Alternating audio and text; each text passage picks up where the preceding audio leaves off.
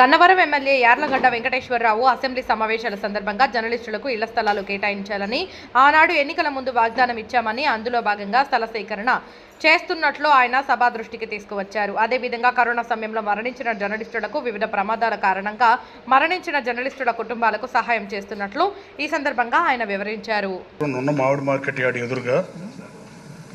Urban land selling act 1976 కింద ప్రభుత్వం సేకరించిన మిగులు భూమి సుమారు 3.5 ఎకరాలను ఆ రోజు రాజశేఖర్ గారి ప్రభుత్వం జీవో నెంబర్ 480/2008 ద్వారా ఉమ్మడి ఆంధ్రప్రదేశ్లో కేటాయించారు అధ్యక్ష. తర్వాత హైవే బైపాస్ వచ్చిన దృష్ట్యా 1 ఎకరం 30 సెంట్లు దాంట్లో పోయింది అధ్యక్ష.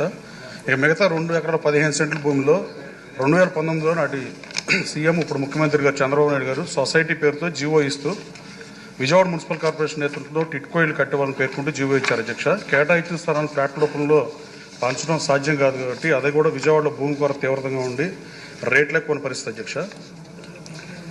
కన్స్ట్రక్షన్ గురించి ఆలోచించాలన్నా నాటి చంద్రబాబు గారి మాటలను నేను మరలా సభకు తెలియపరుస్తూ గన్నవరం పాత్రికేయ సంఘం ఇళ్ల నిర్మాణాన్ని అందించడం ఒకటే ఏకైక ప్రత్యామ్నాయంగా కనిపిస్తుంది అధ్యక్ష. గృహ నిర్మాణ శాఖ నేతృత్వంలో పాత్రికేయుల సహకార సంఘానికి ఇళ్లు నిర్మించాలని సభ ద్వారా నేను కోరుతున్నాను అధ్యక్ష. ఈ హౌసింగ్ సొసైటీలో దాదాపు 150 మంది రిజిస్టర్డ్ పాత్రికేయుల్లో కరోనా టైంలో 14 మంది, రోడ్డు ప్రమాదంలో 2-3 చనిపోయిన పరిస్థితి అధ్యక్ష.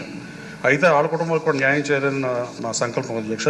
ఈ క్రమంలో కొద్ది కాలానికి 19లో ఎన్నికలు రావటం, వైసీపీ అధికారంలోకి వచ్చిన 5 సంవత్సరాలు పాత్రికేయ మిత్రులు సహాయం చేయలేదు అధ్యక్ష.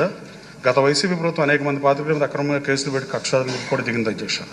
గత వైసీపీ ప్రభుత్వ హయాంలో పాత్రికేయులు నిర్ణయించిన ఈ స్థలం కొంతమేర ఆక్రమణకు కూడా గురైంది అధ్యక్ష. నేను మొన్న ఎంఆర్ఓ గారిని తీసుకెళ్లి నేను పరిశీలించి ఎన్టీఆర్ జిల్లా కలెక్టర్తో కూడా మాట్లాడి ఆ సైట్ సర్వే చేపించి తొలగిస్తున్నాం అధ్యక్ష.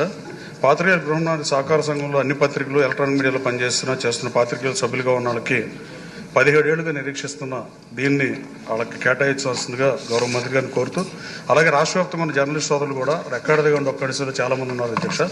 వాళ్ళకి పేరోలు కూడా లేని పరిస్థితి అధ్యక్ష. చాలా ఛానల్స్లో కానీ చాలా చిన్న పేపర్లలో వాళ్ళ కోసం ప్రభుత్వం ఎలాగో పేద ప్రజలకు ఇళ్ల పట్టాలు ఇస్తుంది కాబట్టి గ్రామాల్లో 3 సెంట్లు, పట్టణాల్లో 2 సెంట్లు ఇస్తుంది కాబట్టి గ్రామాల్లో 4 సెంట్లు, పట్టణాల్లో 3 సెంట్లు జర్నలిస్ట్ సోదరులకు కూడా కేటాయించమని మంత్రి గారిని ముఖ్యమంత్రి గారిని కోరుతున్నా అధ్యక్ష.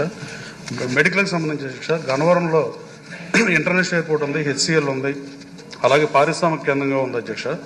3 మండలాల్లో 75 పంచాయతీలు, 3 లక్షల జనాభా ఉండడానికి ఆ సిహెచ్సి సెంటర్ చాలా ఇబ్బందిగా ఉన్న పరిస్థితి అధ్యక్ష.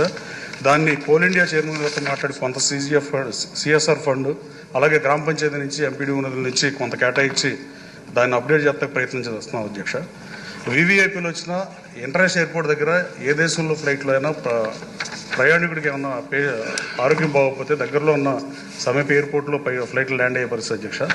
కనీసం దాని దృష్టిలో పెట్టాను మంత్రి గారిని కనీసం 30 బెడ్ హాస్పిటల్ 50 బెడ్స్కో 100 బెడ్స్కో మా నియోజకవర్గం మార్చాల్సిందిగా కోరుతున్నాను అధ్యక్ష. అది కొంచెం అవమానం కూడా అధ్యక్ష. ఇంటర్నేషనల్ ఎయిర్పోర్ట్ దగ్గరలో ఆసుపత్రి లేకపోవడం. దయచేసి ఈ నిధులు కేటాయించాల్సిందిగా నేను కొంత 3-4 కోట్లు సిఎస్ఆర్ని తీసుకొస్తున్నాను అధ్యక్ష. మిగతా డబ్బులు ప్రభుత్వం నుంచి కేటాయించి దాన్ని అట్లీస్ట్ 50 బెడ్ హాస్పిటల్గా అప్గ్రేడ్ చేయాలని మీ ద్వారా మంత్రి గారిని కోరుతున్నాను అధ్యక్ష. ధన్యవాదాలు అధ్యక్ష.